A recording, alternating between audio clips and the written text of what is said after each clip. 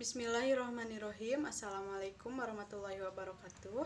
Perkenalkan, nama saya Dini Aprilianti Garusita, NIM C2088209016 dari program studi Sendra Tasik. Di sini saya akan memenuhi tugas dari mata kuliah Al-Islam Kemuhammadiyahan tentang hakikat ibadah. Hakikat ibadah. Yang pertama, konsep ibadah. Ibadah diambil dari bahasa Arab yaitu abdun, yang artinya adalah menyembah. Dari segi istilah, agama Islam artinya ialah tindakan menurut, mengikut, dan mengikat diri dengan sepenuhnya kepada segala perkara yang disyariatkan oleh Allah dan diserukan oleh para rasulnya berbentuk suruhan atau larangan.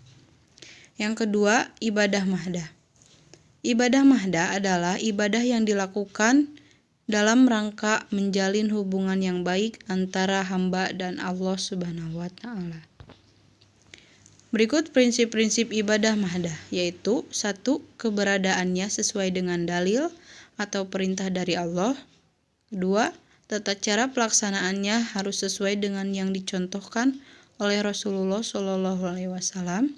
Yang ketiga, sifatnya suprarasional atau di luar kemampuan akal manusia.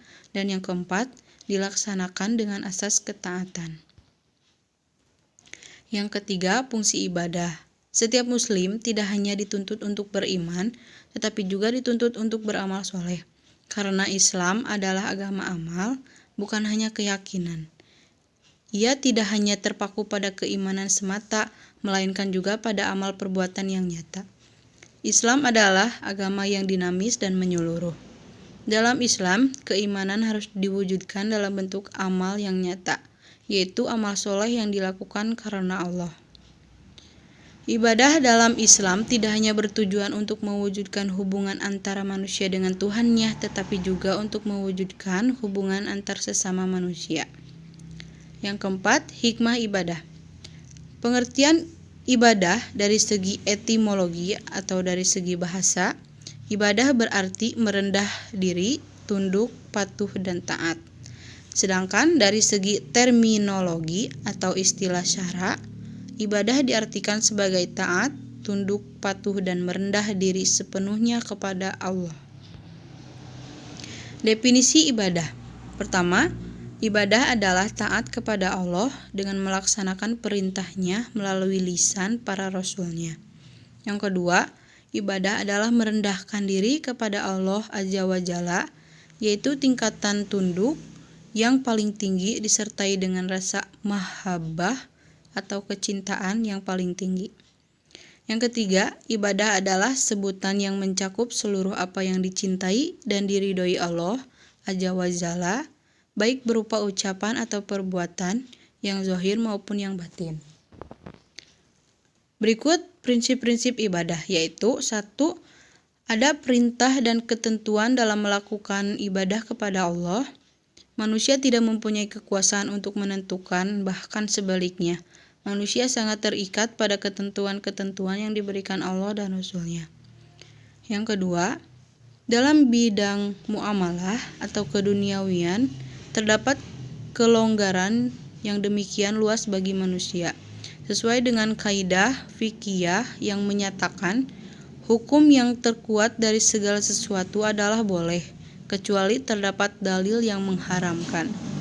Yang ketiga, berlainan halnya dengan bidang ibadah, karena terdapat ketentuan manusia. Sesuai dengan bunyi kaidah fikih, hukum pokok terhadap ibadah adalah batal atau tidak boleh dikerjakan, kecuali ada dalil yang memerintahkan. Yang keempat, berlainan halnya dengan bidang ibadah.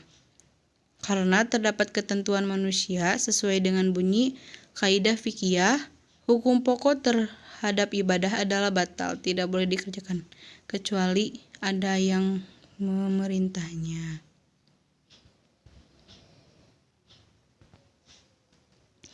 Berikutnya, makna spiritual ibadah dalam kehidupan sosial. Di dalam setiap ibadah yang kita kerjakan harus bisa dan memasuki dimensi spiritual. Dimensi spiritual itu tidak lain dengan adalah ihsan. yang berbunyi ana tabuda Allah ka'annaka tarahu wa in lam yakun tarahu fa innahu yaraka.